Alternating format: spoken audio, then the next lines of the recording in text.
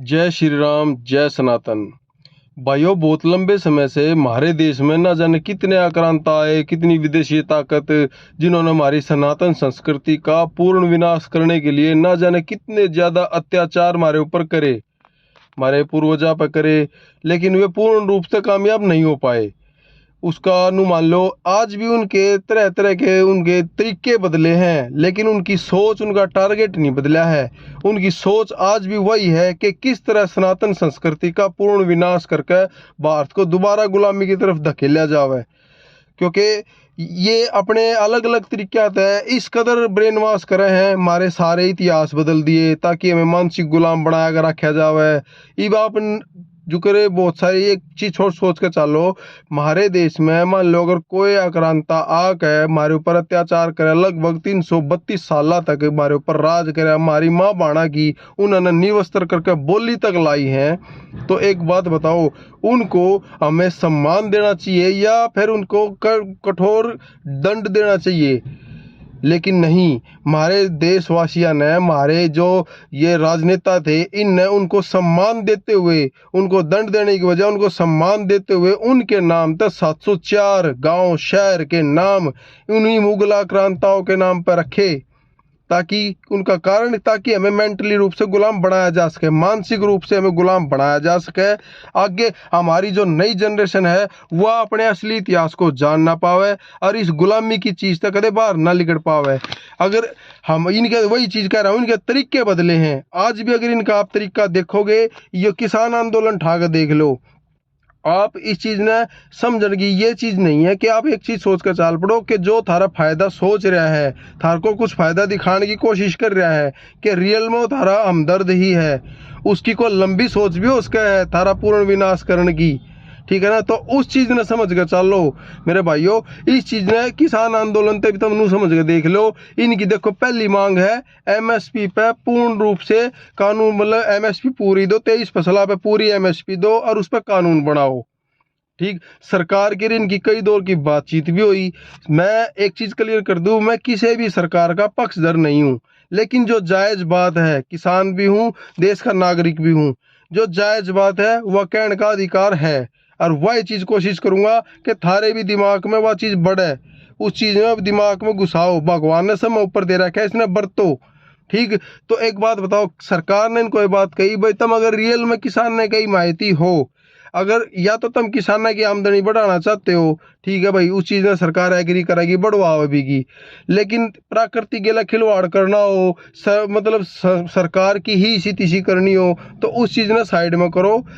भाई एक चीज देख कर चलो, हमारे हरियाणा में और पंजाब में खासकर एक भेड़ चाल है कि जीरी बोलने लग गए तो जीरी जीरी है, और गेहूं बोलने लग गया तो गेहूं गेहूं है। ये दो फसलों पे इतना ज्यादा जोर गिर रखा है, जित मारे वाड़े चौवा कदे 8-10 फुट पोया करता, 200 फुट नीचे जा लिया। क्या वो प्रकृति के लिए खिलवाड़ नहीं है?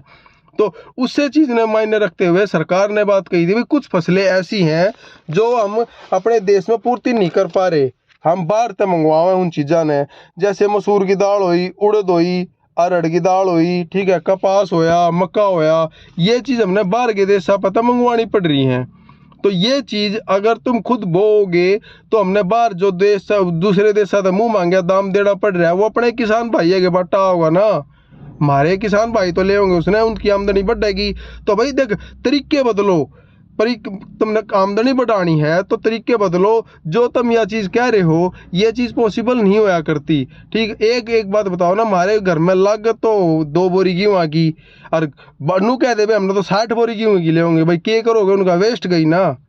तो भाई इस चीज़ में तरीके न बदलो। इनकी दूसरी मांग थी, अगर भाई सारे किसानों का कर्ज माफ़ कर दो। भाई सरकार ने उस चीज़ पे भी कही, भाई जो किसान जरूरतमंद हैं, उन्हें पता है, हमने भी जुगर वो है भाई, उन्होंने लोन लिया था या कोई चीज़ उनका फसल में घाटा हो गया या कोई भी चीज़ ऐसी है, हम उनका कर्ज माफ़ कर देंगे।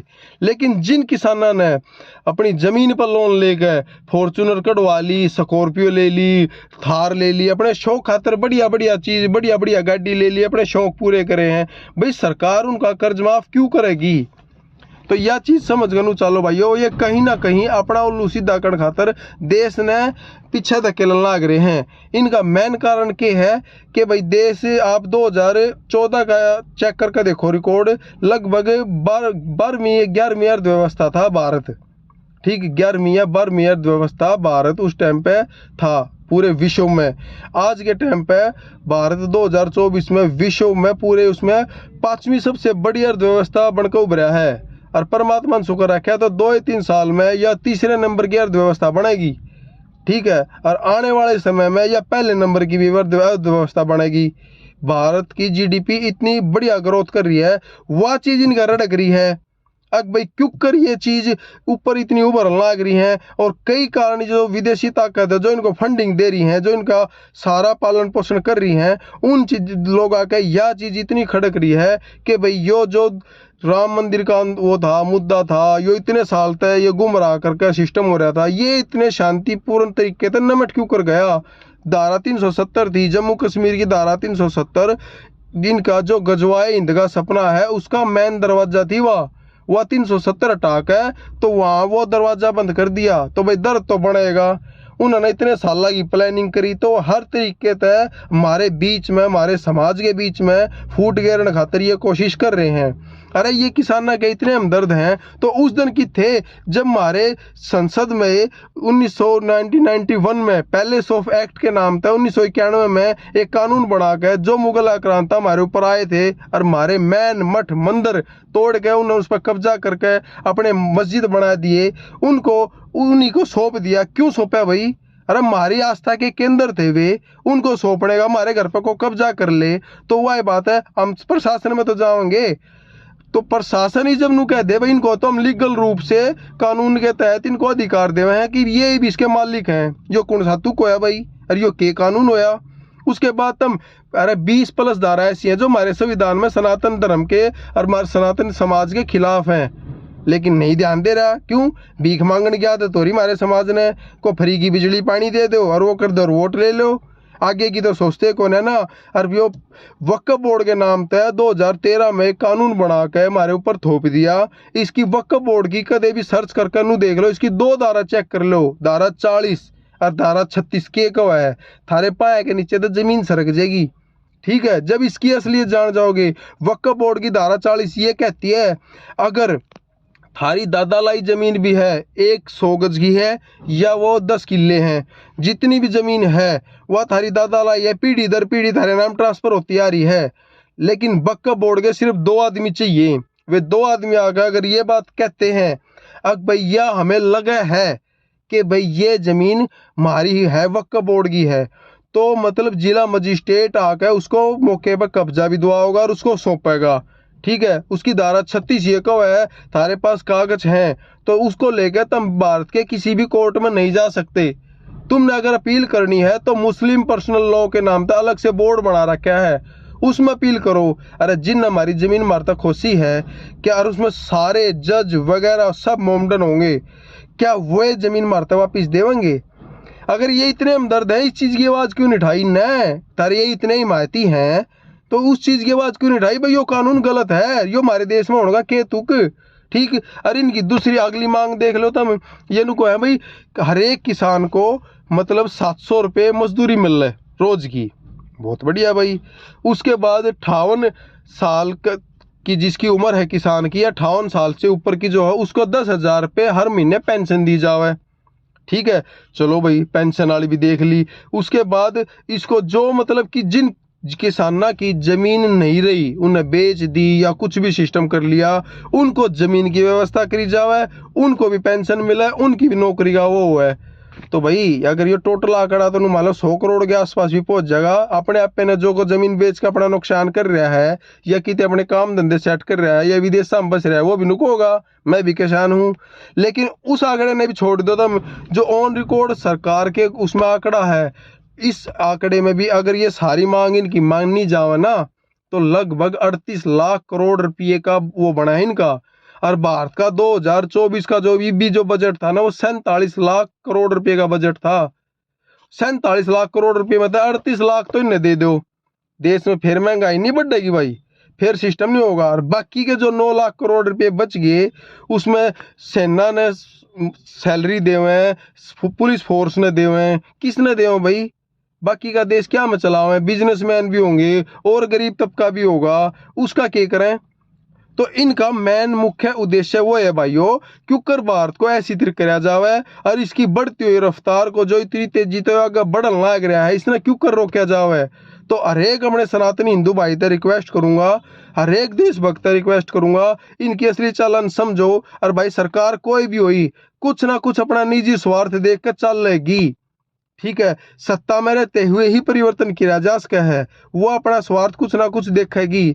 जरूरत है हमारे समाज को जागरूक होने की। जब तक हमारा समाज जागरूक नहीं होगा ये हमारा नुए फायदा उठाएंगे और इन विदेशी ताकतों ने मौका मिलेगा हमारे बीच में पार्ट टाइम करके और इस चीज को सारा वो करने का, ठीक है। इस जो किसान किसानों को जो करे मोदी सरकार द्वारा मान लो सम्मान निधि योजना के तहत हर साल 6,000 रुपये दिए जावे, वो भी आप रिकॉर्ड को चेक कर लियो। लगभग 12 करोड़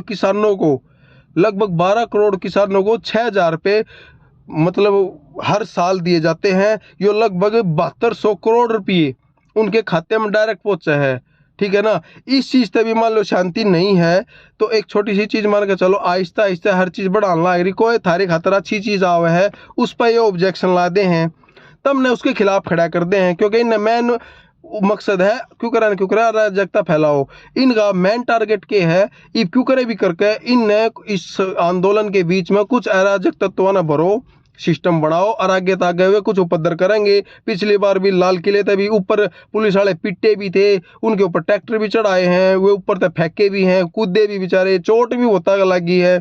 तो वो एक काम ये नु सोच रहे हैं तब अपना यो तांडव मचाओ। और सरकार अगर एक्शन लेवेगी और को 100-200 आदमी मर गए उस चीज ने दूसरे बड़ ले लियो, क्योंकि मैंने उल्लू सीधा तो बड़े करना क्यों करे सरकार ने बदनाम करके भारत को बढ़ते हुए कदमों को रोका जावे। मेन उद्देश्य वो है इनका, उससे उसमें चल रहे हैं। तो भाइयों इनमें ज्यादा इनकी उसमें ना बो, ठीक है। तो इतनी रिक्वेस्ट करूंगा। और एक चीज ने समझो भाई, भगवान ने समय ऊपर दे रखा है, इसने बरतो कोई जरूरी नहीं है कोई थारे फायदे की बात कर रहा है तो थारा हिमायती ही होगा। उस चीज ने समझो थारे फायदे के, अरे हमारा बालक है, हमारे बालक ने को बाहर ले जाके एक चीज ऐसा हो अगर समय उस टाइम पर समझ में नहीं आवे, हमारा बालक है उसने को बाहर ले जाके उसने फ्री की आदत गेरन लग रहा है ताकि वो अपंग बने है और अपने खान कमान की अपने जीवन के बारे में ना सोचे। उसने वो बढ़िया दारू भी पिया देगा थोड़े दिन क्योंकि उसने बिगाड़ना है। तो क्या वो अच्छा काम कर रहा है? वो आपका नाश चाह रहा है, ठीक। तो इस चीज ने समझो भाइयों और इस चीज में वो करो। लास्ट में अपने सारे किसान भाई आता है, सारे सनातनी भाई आता है, सारे समाज तक एक के विनती करना चाहूंगा, एक मैसेज देना चाहूंगा। अगर बिखरे रहे हम तो गिद्दड़ भी सताएंगे, अगर जुड़ गए तो सिंह भी घबराएंगे। यह आखिरी मौका है हम हिंदुओं के पास, एक होकर लड़े तो इतिहास बनाएंगे। और अलग अलग जातियों में अगर बिखरे रहें तो इतिहास बनकर रह जाएंगे। तो मेरे भाइयों अपनी आने वाली नस्ल की सोचो, जरूरी है आने वाली नस्ल का जीवन ऐसा मत करो, उनको कोशिश करो एक खुला वातावरण देने की। जय श्री राम, जय सनातन।